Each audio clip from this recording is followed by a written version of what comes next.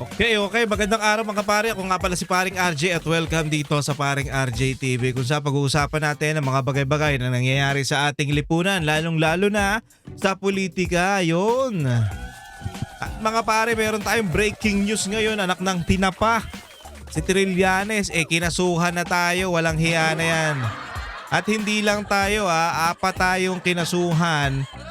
Apat kaming kinasuhan ni Trillanes. Si Banat Bay, Coach Oli, Master Judea at syempre ang inyong lingkod na si Paring RJ. Walang hiya.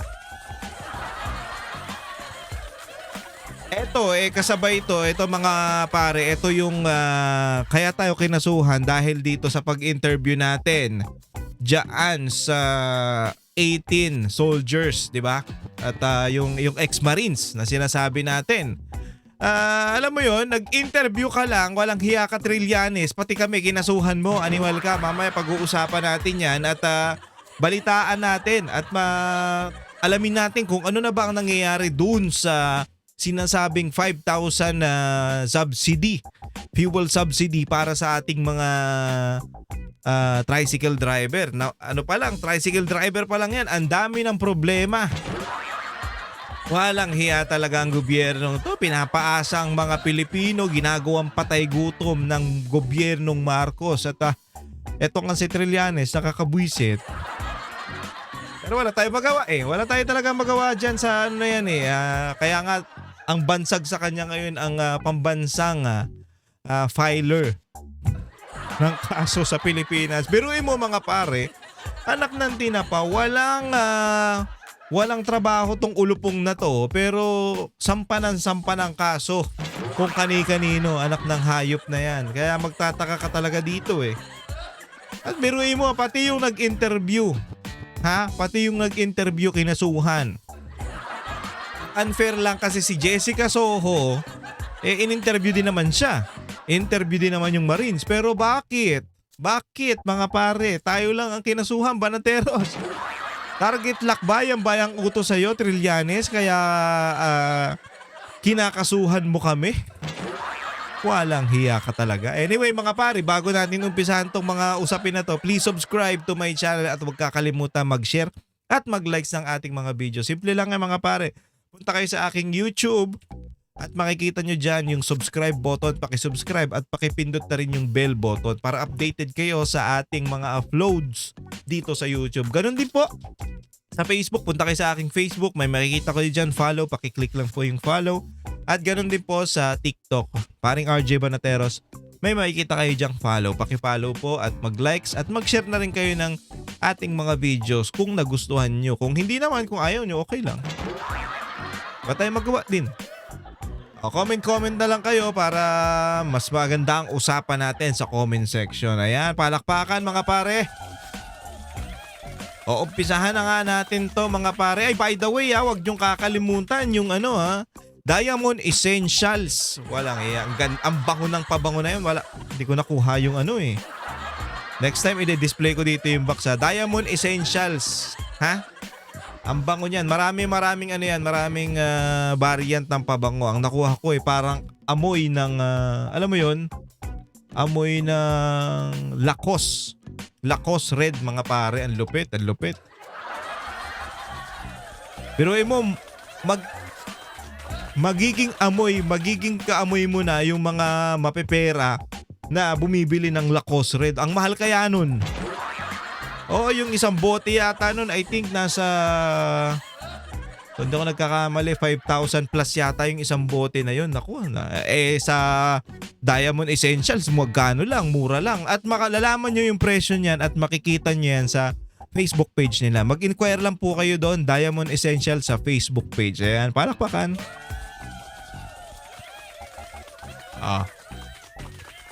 Ano? So mag-umpisa na tayo mga pare. Ito, malupit lang to mga to. Mga pictures lang naman to. Kaya ito yung pag-usapan natin ngayon. Ako. Wala tayong masyadong video ba? Pictures lang muna tayo ngayon. Ito mga pare. Yan ang dream team ng PBBM. Halang hiya. Umpisahan natin sa pinakamataas, ha? Eto, yung cocaine na to. Ito. Yung cocaine na yan. Yung malaki ilong, malaki butas ng ilong, hayop na yan. Puta, walang tigil yan ang pagbabatikos sa mga Duterte. Kasi alam nyo kung bakit, mga pare. Bakit? Walang hiya. Tinanggal ni Pangulong Duterte yan. Bakit? Sa urban poor yan eh. Parang alam ko, parang yung kay Gadon. Sa urban poor yan. Putsang ina, urban poor. Pero biyahe ka ng biyahe kung saan saan. Hayop ka. O pukin ang ina mo, wala kang ginagawa, biyahe ka ng biyahe, tanggalin ka ni Pangulong Duterte. Ngayong bumabawi siya, mga pare. At binabawian niya si BP Sara sa pamamagitan ng pagpupush ng impeachment. O ito naman si Luis Ro, yung walang hiya na yan. Yung Delima 2.0 na tinago yung wanted niyang asawa. O sabihin na natin hindi, sige, hindi wanted. Kumbaga yung asawa niyang may kaso. At eto di umano sabi ni BP Sara may utang pa daw to sa kanila na hindi pa daw nagbabayad. Ano bayad-bayad naman te. Okay, syempre yung pastor na si Abante na paurong. Abante yung pangalan pero paurong. Anak ng putya, alam nyo na yan, si Boy Dila. Ayan ang mga kasama ni Marcos. Putang ina, syempre, yan ang mga tatanggol. Ito yung anak niyang kupal. Si Charis, no? Yan yung kupal na yan, oh. Di ko makita. Yan, kupal na to. Sarap sampalin. Eto naman, si Dison, putang ina, hindi ko alam kung anong nangyari. Dati okay to eh. Tao to ni Pangulong Duterte dati. Nagtatrabaho to ng maayos. Maayos naman to eh. Maayos to eh. Pero parang nabulok dito nung na kay Marcos na. Hindi ko maintindihan. O siguro dahil trabaho. Pero sir naman, putang ina, nakikita mo naman yung ginagawa ng Pangulo. Ewan ko sa'yo, bakit ka nagkaganyan? O si Tulpo, si Rapi Tulpo na maaga ring nabulok, walang hiya. Ha? O naghahari-harian sa Cavite itong Rimulya, si John B. Rimulya na mas safe na daw mga pare. Ngayon daw ang pinaka-safe na panahon kaysa sa noon. Ngayon daw ang pinaka-safe, yung nandyan siya sa DILG, walang hiyan to. Syempre, yung ayaw mautusan na si Recto, walang hiya. At kaya sila binabato dahil sabi ng asawa niya, nasa taas sila at nasa baba kayo, kaya binabato nyo kami. Ang ina nyo parang masyado nyo kaming inalipustang mga walang hiya kayo.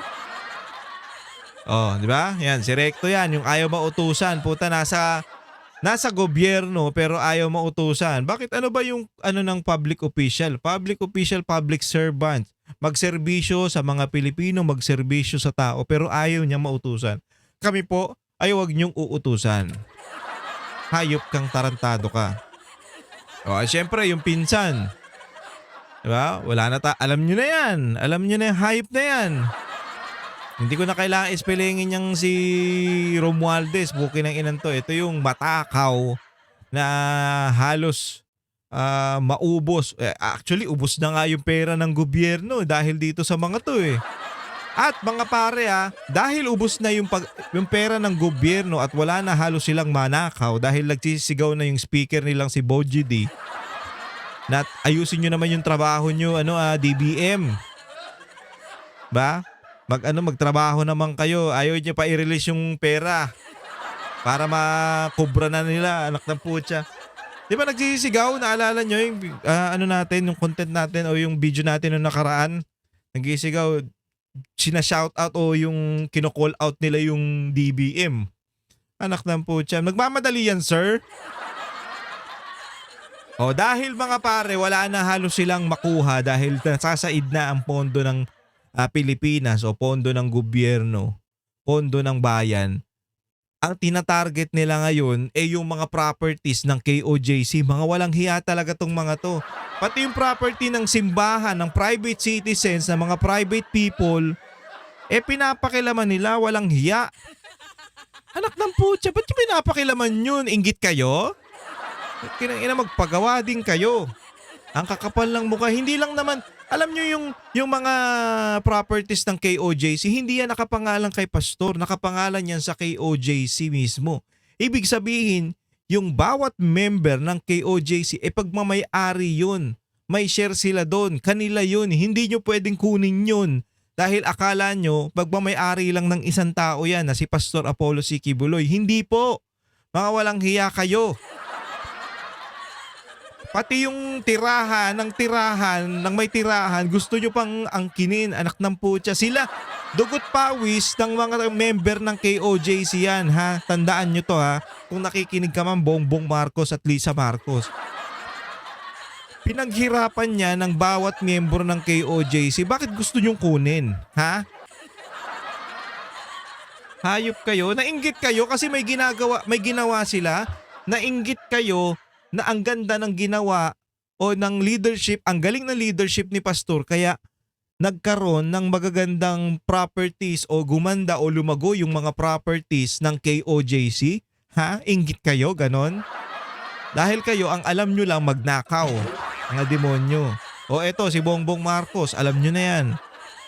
Ang inutil nating presidente na parang wala tayong presidente, putang ina. Hayop. So eto yung dream team ng administrasyon ni Bongbong Marcos. Walang hiya for 2028 election. Pucha, pag napaupo tong mga to sa 2028, puta wala na, lubog na ang Pilipinas. Lubog na nga ngayon, lulubogin pa ng mga hayop na to. Wala na. Ang ina, ngayon pa nga lang, naghihingalo na tayo eh. Biruin mo, ang presyo ng gasolina ngayon, diesel kung hindi ako nagkakamali, 117 na. At tataas pa daw yan hanggang 130.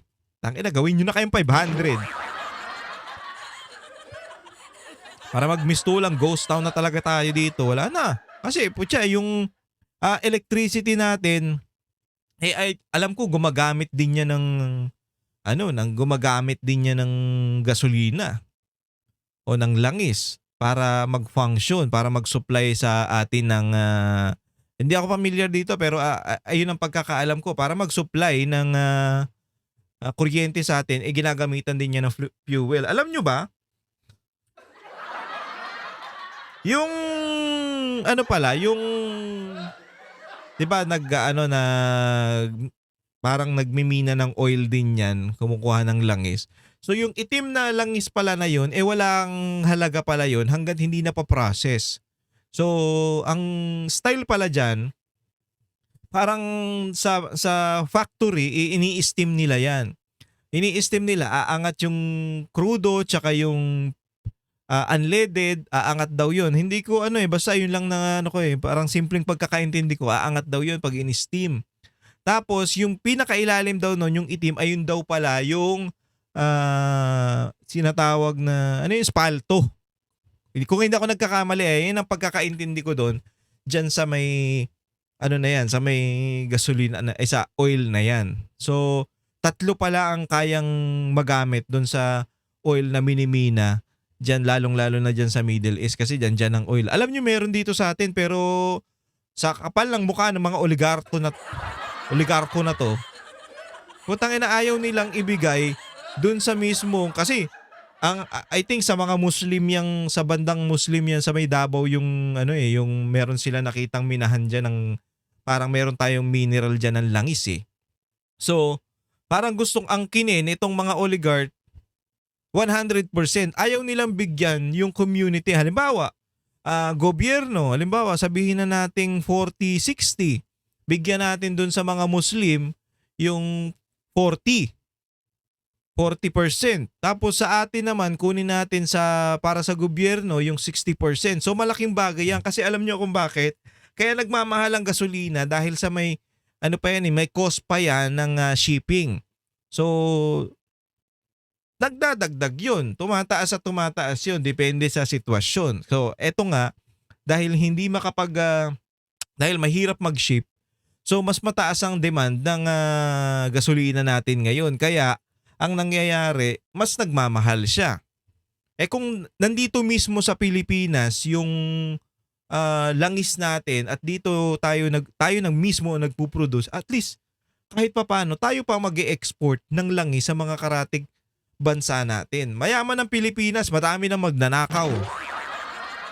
Oh, yan. Yan ang dream team sa 2028 ng administrasyong Bongbong Marcos. Next, ito yung isang video natin mga pare. Ayan ang putang ina.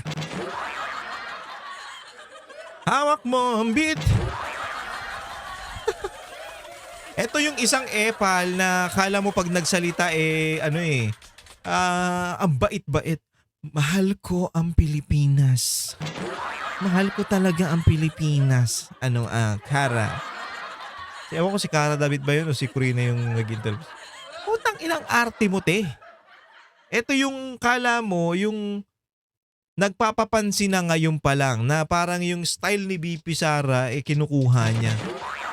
Ginagaya yung style ni BP Sara na kala mo talaga namang pagkabait-bait, pagkaayos-ayos na hindi gumawa ng katarantaduhan sa PhilHealth, walang hiya yan.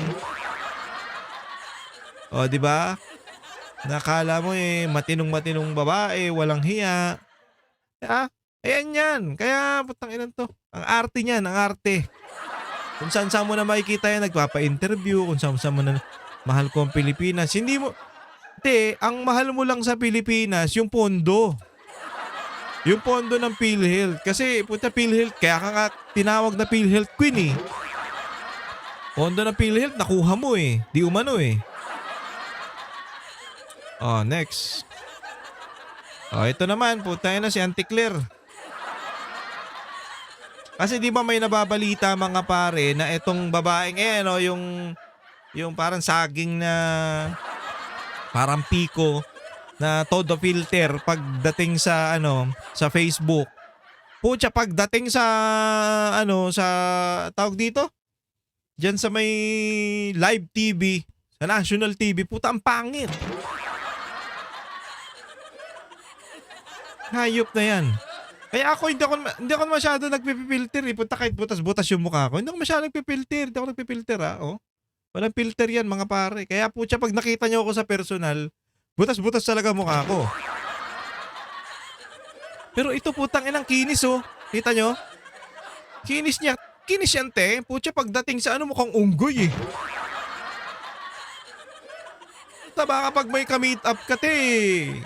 As nakita yung profile mo, hindi ka makilala sa personal. Puta, ikaw ba yun? Ang ganda nung kausap ko dun Bakit ikaw bigla kang para kang unggoy na daga? British accent. British accent ka pang hayop ka. Sinasabi nila, galing magsalita, mag-English. Oo, magaling ka mag-English. Sa'yo na yan. Pero putang ina, utak mo, bunggo. Utak sago ka. Gusto pang kalabanin, gusto pang debatihin si BP Sara. Bakit Bakit mo didebatihin? Sino ka? Ha? At tapos sumagot si Ate Claire kasi, puta, syempre, pag Duterte, epal yan. Alam nyo, eto na ano ko lang ko. Kawawa to si Auntie Claire. Alam nyo kung bakit? Tumodo Tumodo sa administrasyong Bongbong Marcos. Yan din ang sinabi ni ni Attorney Harry Roque. Putang ina, masyado siyang tumodo. Masyado siyang tumodo sa pagtatanggol dito kay Bongbong Marcos. Putya, hindi na siya makakakambyo pagdating ng 2028. Hindi na siya makakabawi. Lubog na to. Bakit? Putang ina mo, paano ka makakabawi?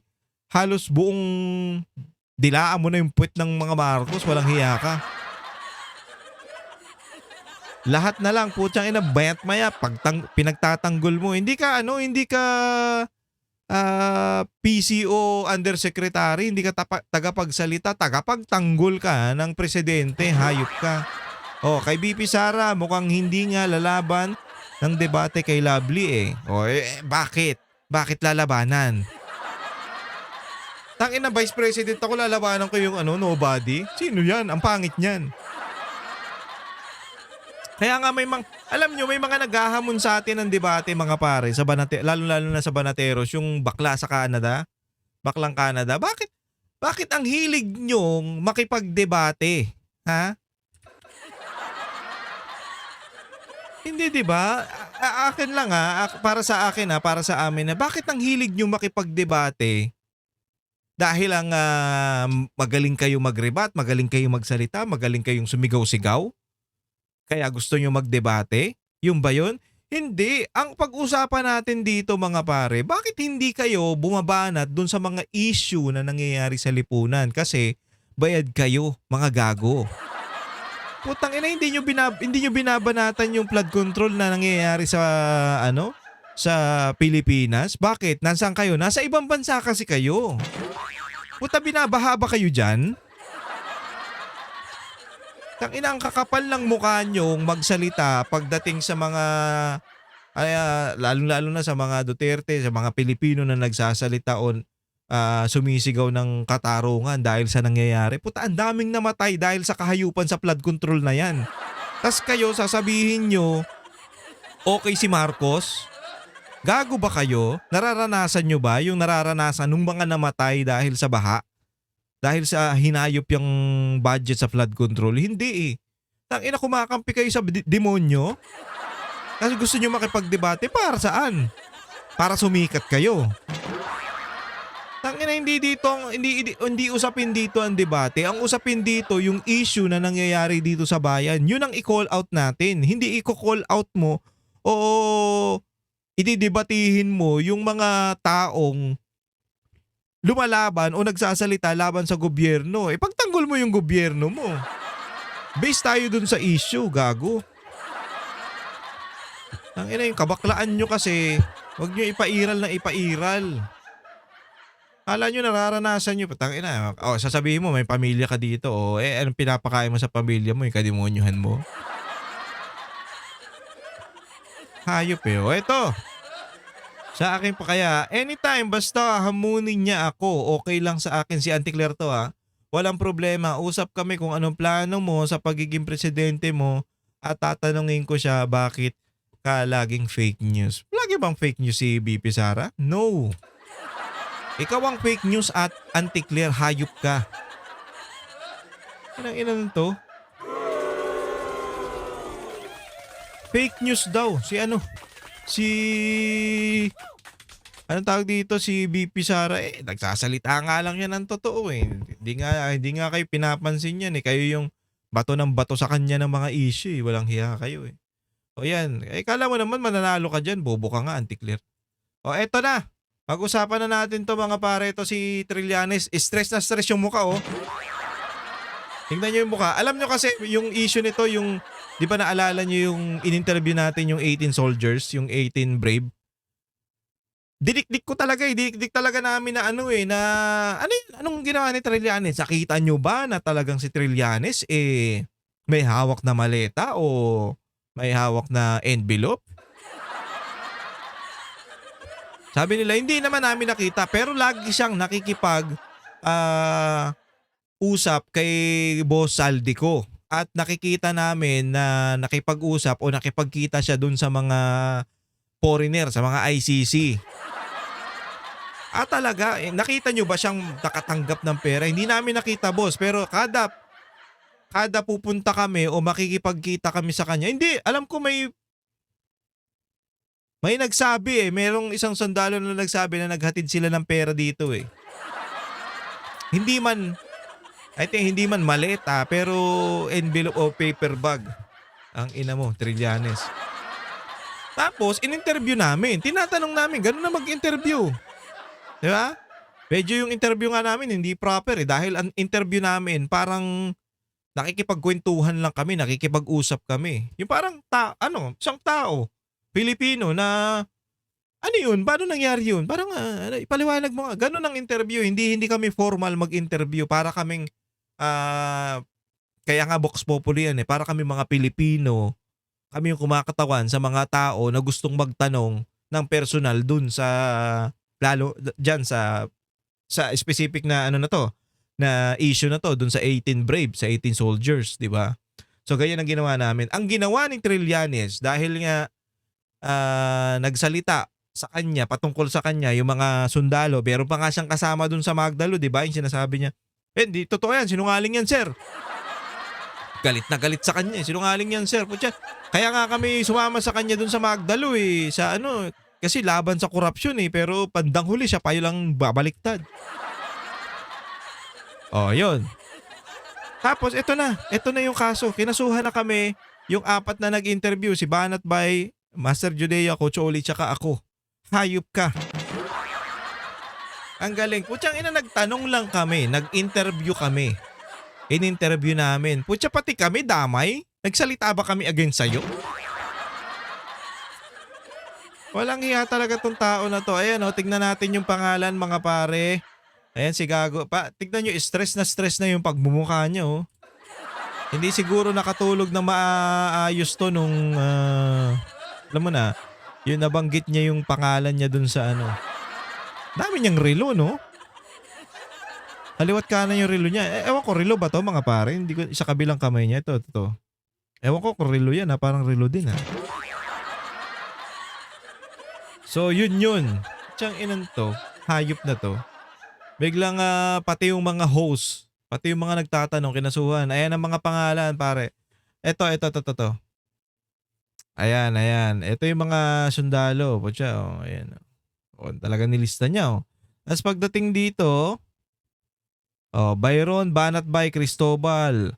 Oliver Coach Oli M. Cristobal. Co-host known as Master Judea.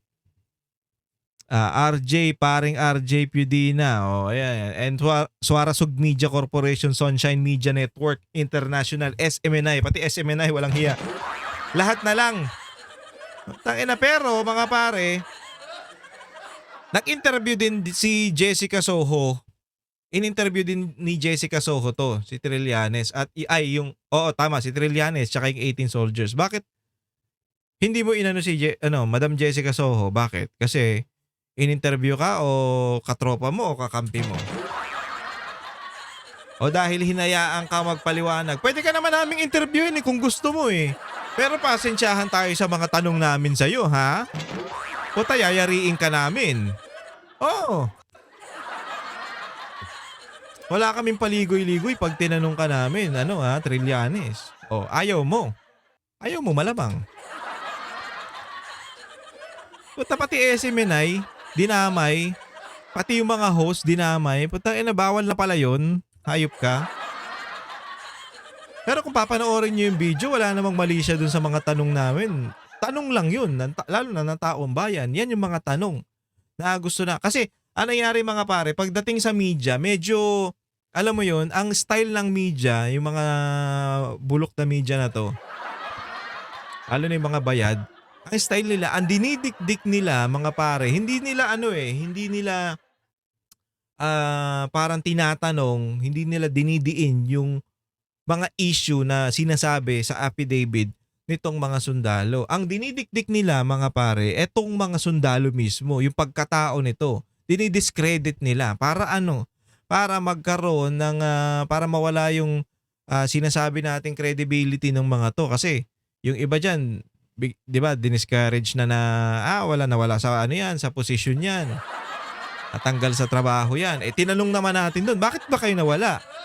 Bakit kayo nawala sa trabaho? Di sir, pamilya kasi namin kailangan ng anak ko kailangan ako ng pamilya ko ganyan. May mga dahilan sila na malalim. Kaya nawala sila doon sa masasabi natin sa paglilingkod, sa pagiging marino. Ano ko yan nakaka-relate ako dyan. Bakit pa mga pare? Kasi yung tatay ko volunteer soldier yun. Volunteer soldier yung tatay ko under I think De Leon. Sergeant General De Leon kung hindi ako nagkakamali. Ano yan? Driver yan tatay ko ng truck nila. Yung truck na naghahatid dun sa mga sundalo. Actually meron nga yung sa hita. Sa binti, meron niyang bala. O yung butas yung niya kasi tamaan ng baril. At yun, yung kinikwento niya, hindi ko naramdaman nung sinabi sa akin ng general ko na nagdudugo daw yung pantalong ko, doon niya na daw naramdaman na may tama siya ng bala sa sa binti. So yun. Ngayon, sabi kasi ng tatay ko, mahirap talaga maging sundalo. Alam niyo pa pag nanonood ng mga bakbakan yun, mahilig manood ng gera yun, umiiyak bigla yun, nawawarsak yun. Oo, nagugulat kami. Gusto niya manood ng sundalo ng ng gera. Pero pag nakikita niya, pag naaalala niya yung mga kaibigan niya, naaalala niya yung mga kasama niya doon na Sabi niya walang kwenta yung bagong taon. Pag nasa Mindanao ka, araw-araw bagong taon. So naalala niya, ano siya, nawawarsyak siya, umiiyak siya, ganyan-ganyan. Eh, tapos, ang sinasabi niya, naawol kasi yun mga pare. Naawol siya. Yung nanay kasi niya, yung nag-alaga sa kanya, gusto niyang namatay. Sabi, kahit libing lang, kahit isang araw lang, sir, makauwi ako para mailibing ko lang yung nanay ko. Yun na lang po ang ko. Ayaw siya payagan kasi duty nga daw. So tumakas siya. Nag-awol siya. Para lang makita niya yung nanay niya. Mas pinili niya yung nanay niya. Pero sabi niya, nagsisisi ako kasi wala tayong benefits, wala kayong nakukuha ngayon dahil nag-awol nga ako, inisip ko yung sarili ko nung time na yun. Pero hindi rin natin masisisi ang mga sundalo na yan kasi tao rin yan eh. So yun yung sinasabi natin na pag pamilya ng pinag-uusapan, medyo lumalambot yung mga yan. Kaya nga yung mga dahilan ng mga sundalo na in-interview natin, anong tawag dito, ang dahilan nila kaya sila nawala sa posisyon sa pagiging sundalo, yung pamilya nila.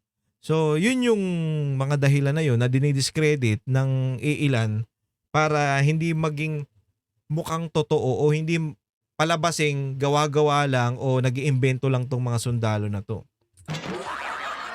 Yan yung mga style nila. At ito na nga si Trillanes, mga pare, putang ina, hindi na nagpapigil, putang ina, hindi, ewan ko nga dito pag inaatake siya, kaso ng kaso, hayop. Pero, pag siya naman,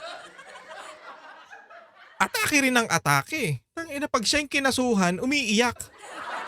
Ay, pag siya yung binanatan, umiiyak. Magsasampa ng kaso.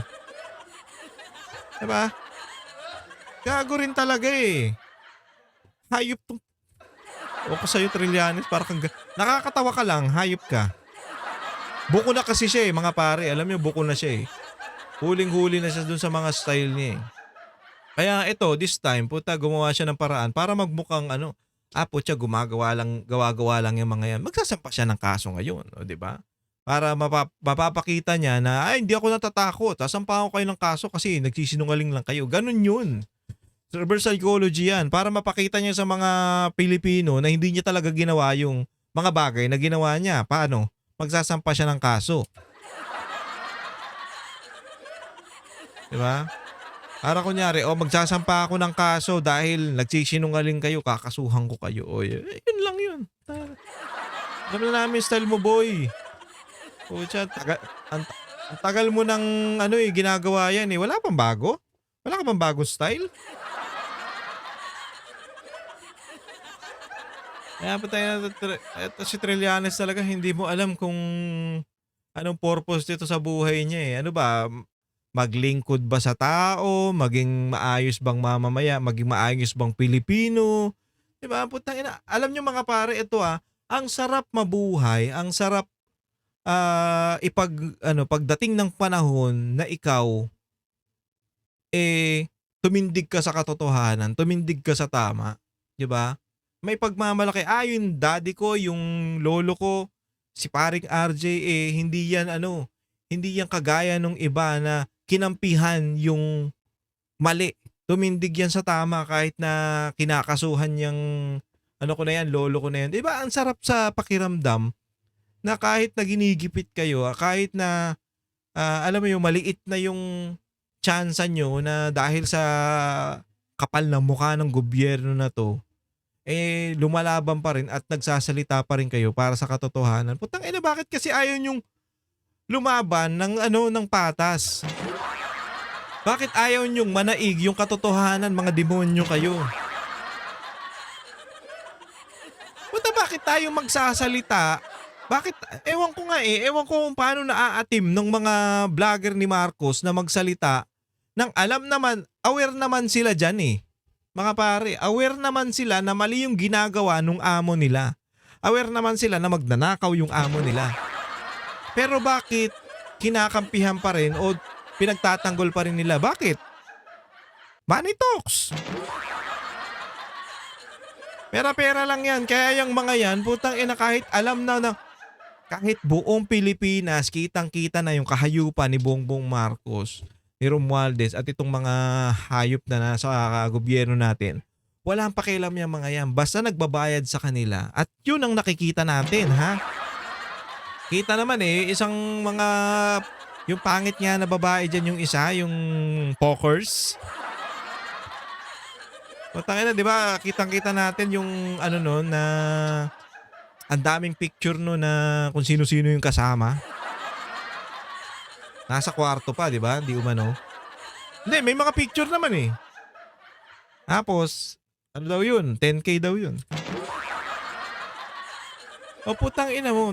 Tapos, magsasalita ka pa. Ganyan na nga yung ugali mo. Magsasalita ka pa at ipagtatanggol mo pa itong administrasyong demonyo na to. Kutsa lahat na kinuha mo. Anong ipagmamalaki mo sa pamilya mo? Ano ipagmamalaki mo sa mga apo mo pagdating ng panahon? Yung lola kong ano pala yan? Pokers pala yan, lola ko. Oo, tapos pinagtatanggol niya yung Marcos administration na sablay-sablay naman. Nakakahiya, di ba? Hindi lang kahihiyan mo. Pati yung kahihiya na magiging apo mo. Taktan po siya, anong mukhang ihaharap na, ay lola niyan, kupal yung lola niyan. Kupal yung lolo niyan. Kawawa ang putangin. Kawawa ang Pilipinas dito sa mga tao na to. Kaya tignan nyo mga pare, mapapansin nyo, may bigla na lang susulpot na mga, alam mo yung mga Facebook page na ang lalaki ng followings.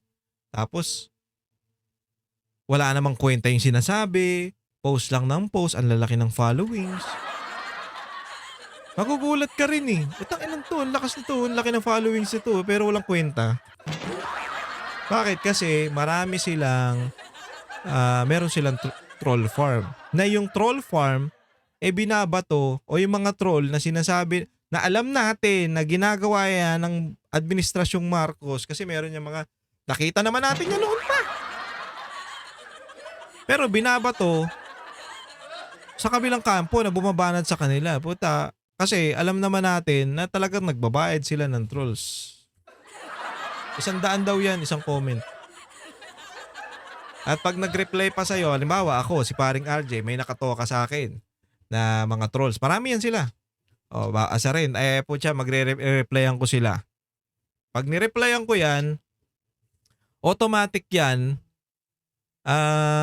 i-screenshot nila. Pagka screenshot nila, ipapadala nila din ngayon yan sa nila, sa GC nila. Pag napadala na nila, ops, kubra na. Ano daw yan? 15.30 din daw yung sahod niyan. Ito, panoorin natin to mga pare. Ito yung subsidy na 5,000 na bibigay ni Marcos sa mga tricycle driver. Alam nyo mga pare, tricycle driver pa lang to, nagkakagulo na sila, walang hiya. Hindi pa nila mabigay lahat. Paano pa yung mga TNBS, yung mga jeepney driver? Ano na? Ha? Tangina, ang gagaling nyo magsalita, ang gagaling nyo magyabang, yabang kayo ng yabang. Putya, pag nandyan na, pag binapamigay nyo na, mga para kayong lulugo-lugo. Hayop kayo. Tangina, alam nyo ginagawang ginagawang patay gutom ng gobyerno to yung mga Pilipino. Kawawa pinapaasa masyado. Ito, panoorin natin mga pare. Nagtuturuan ng DSWD at ang lokal na pamahalaan kung bakit nagkaaberya sa listahan ng mga bibigyan ng ayuda. Nasa frontline na balitang yan si Mon Gualvez. Kahit alam namang wala sila sa payroll schedule ngayong araw, pumila pa rin ang maraming tricycle drivers sa Quezon City para ipa-verify ang kanilang pangalan. Umaasa at nagbabaka sakali pa rin silang maisama na sa listahan ng mga makakatanggap ng ayuda mula sa pamahalaan. Pero gaya ng dati, bigo pa rin silang makakubra ng 5,000 pisong ayuda. Sakit din, siyempre. Kailangan natin wala tayong pera. Gasolina. Naghahangad kami na makakuha ng ayuda. Para yung mga pangailangan namin, maano namin. Ang masaklap, sa ilang beses nilang pabalik-balik sa payout site, lumalaki na rin daw ang ginagastos nila mula sa requirement, gasolina o pamasahe. 7 Xerox na po ako. Magkano sa tres na yan? Tres. Pipila ka pa sa haba ng pila. Minsan maabot pa ng tanghali. Uwi ka pa ng bahay, kakain ka, babalik ka uli. Pipila ka uli. Istorbo yung biyahe mo. Hindi bababa sa 6,000 tricycle driver sa Quezon City ang lumalabas na wala pang nakukuhang ayuda. Ang problema, wala pa sa 500 ang nasa payroll ngayong special payout na inilaan. Ayan, problema na naman yan, mga pare, walang hiya, Pero mo, patay na sila ang ano dyan, sila ang sigaw-sigaw niyan, yung BBM na yan, na nagsabi, magbibigay tayo ng 5,000 para sa mga tricycle driver. Pucha, pagdating doon, problema, yung iba wala. Yung iba hindi mabigyan. Mabalik-balik na yung iba. Kawawa naman, ang init-init Ang init-init, imbis na bibiyahin na lang sila, pupunta dyan kasi may umaasa sila na makakakuha sila ng 5,000. Malaking tulong na rin yan. Pero, maliit yan mga pare kumpara sa mga ninakaw nila. Tapos para kang namamalimos, di ba? Kaya hiling ng mga apektadong TODA, kumpletuhin na sana ang pamimigay ng ayuda, lalo't nagkakainggitan na raw sa ibang mga kamiyembrong nakakuha na. Sana naman po, itodo na nila para matapos na po itong mga problema namin sa 3 gulong. Mabigyan na sila. Ang taas po ng gasolina. Alam naman nila natin, pag tumaas ang gasolina, tataas rin po ang bilihin. Ang iba namang nawala sa listahan ng QC, pumunta na sa payout schedule ng Caloocan, lalo't may prangkisa rin daw sila roon. Kita mo, umaasa sila dyan sa sinabi ng gobyerno. Dahil sa sinabi ng gobyerno, magkakaroon sila ng 5,000. Tapos, putya malalaman mong wala sila. Kasi, kahit sino naman pupunta dyan Ay, puta, merong payout 5,000 din yan. Hindi mo pupuntahan. Ang taas ng bilihin ngayon, ang taas ng gasolina, hindi mo pupuntahan. Pupuntahan mo talaga yan.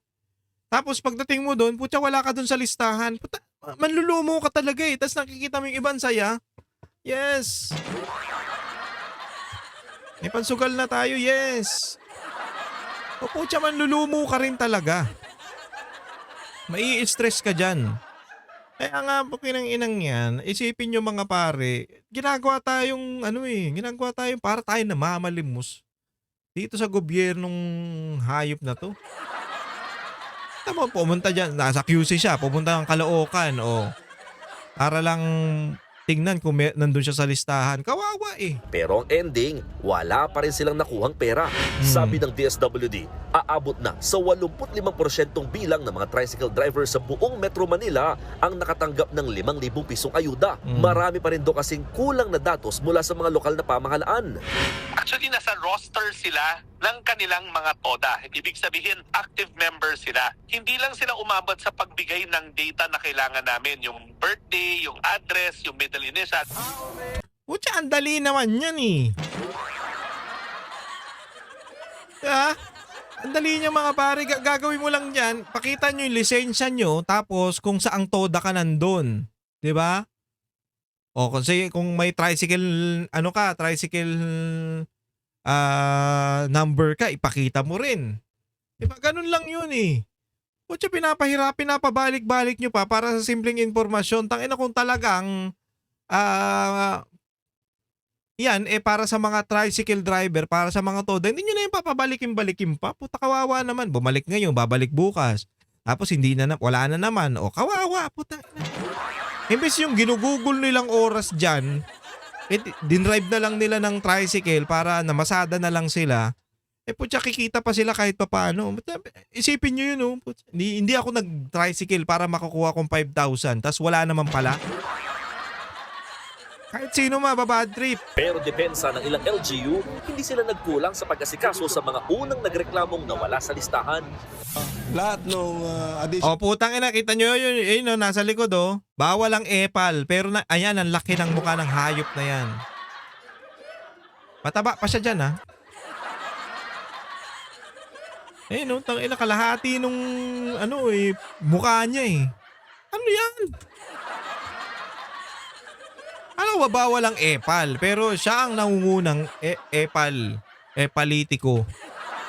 Hayop Kita mo putang inang yan and mga missing data na sinamit ng ating mga TODA drivers ay pinorward na natin for process na ng SWD po yon. So yun po yung lahat po yun.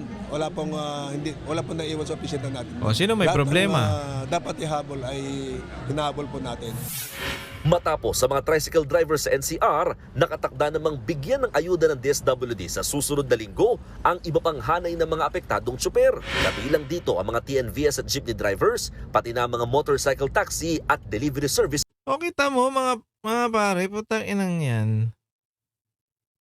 Doon pa lang sa tricycle, nagkakaproblema na sila. Paano pa doon sa mga TNBS, jeepney, walang hiya. Wala na, kagulo na yan. Ano pa lang to? Metro Manila pa lang to mga pare. Luzon, ay ano pa lang to? Wala pa doon sa mga probinsya, walang hiya. Nagkakagulo na. Eh kung ang ginawa nyo dyan, doon sa lang yung pera o yung tigwa 5,000 na yan, gano'ng kalaki yan, doon nyo na lang inilaan doon sa mga gasoline station. O pag nagpagas yan, may discount yan. Ito yung ano ha. O, may discount yan. Pag nagpagas yan, may discount yan. Halimbawa, ang, di ba 5,000. So, i-divide mo yun. Halimbawa, nagpagas siya ng per litro, bawasan mo ng 20 pesos. O, per litro, pag PUB ka, babawasan nila ng ng 30 pesos. O, malaking bagay na yung kada pagas mo, bawas na. At least, lahat magkakaroon, lahat pwede. Hindi lang yung itong mga public natin. Hindi lang naman yan alam nyo, hindi naman lahat na nakakotse mayaman.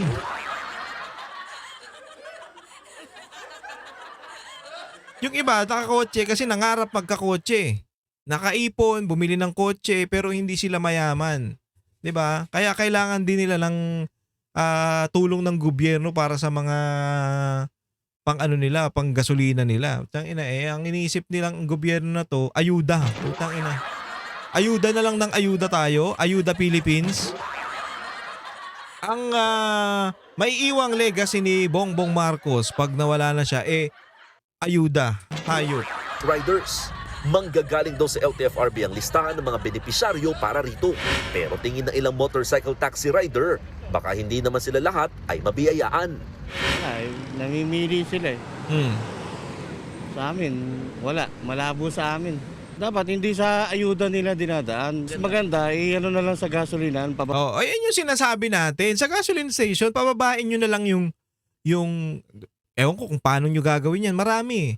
Yung tax, itanggalin nyo muna. Di ba? O tapos, yung pera na ibibigay nyo sana sa ayuda, ibuhos nyo lang doon sa mga gasoline station na para bumaba yung krudo nila kahit papano. Sabihin na natin 30 pesos, malaking bagay na yun. Hindi yung putang na 5,000. Hindi naman lahat makikinabang. Pabain ng gas para lahat makikinabang. O, di ba? Nagbabalita mula sa Frontline, Mon Gualvez, News 5. Panis si Marcos dyan sa mga utak ng mga Pilipino, mas matalino pa sa kanya Pukin tong presidente na to. Diba? Hindi lang kukunti kasi pag dyan sa ayuda na yan, kukunti lang na sa lipunan na makikinabang. Unlike dun sa malawakan sanang iniisip na maglaan ng pondo o magbigay ng discount sa lahat at ang gobyerno ang magbibigay, magbabayad. Pangkalahatan yun. Lahat makaka-avail. So at least kahit yung mga kababayan natin na hindi may kotse lang pero kailangan nila sa service sa trabaho. Yeah. Yung nagmumotor, kailangan ng service at ng magpagas siyempre magpapagas, service. Putya, hindi naman yun wala naman din, hindi naman makakakuha yun ng ayuda kung sa 5,000 dahil nga ginagamit niya yung motor niya, service niya para pagtrabaho sa company o sa factory o kahit saan man. 'Di ba? Paano yung mga yun? Yun yung sinasabi natin na kailangan malawak ang isip ng presidente para sa mga gantong sitwasyon. Hindi putya natunaw na yata Hindi ko alam. Kung saan na napunta, walang hiya na yan. Ay nako, Pilipinas, kawawa talaga. Anyway, hanggang dito na lang muna ang ating video mga pare. Kung nagustuhan nyo, please subscribe to my channel at i-share nyo yung ating mga videos. Paring RJ sa Facebook, Paring RJ TV dito sa YouTube, paring RJ Banatero sa TikTok. Maraming salamat mga pare. Ingat po kayong lahat and God bless you all. Ako po si paring RJ.